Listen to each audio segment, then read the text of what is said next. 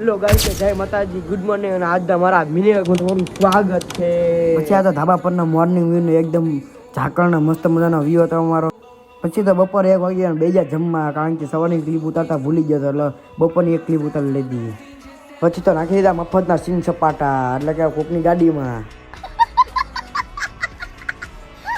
પછી અમારા મેહુલભાઈ આવી રીતે કાંઈક ફિરકી વીટાતા હતા, ફૂલ બાકાજી.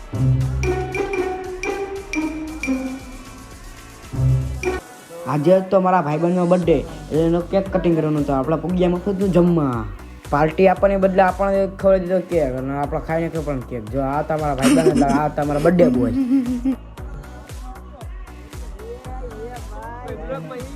જો આ બધા મારા ભાઈઓ છે ને, બર્થડે મફતના ખાવા આવ્યા છે.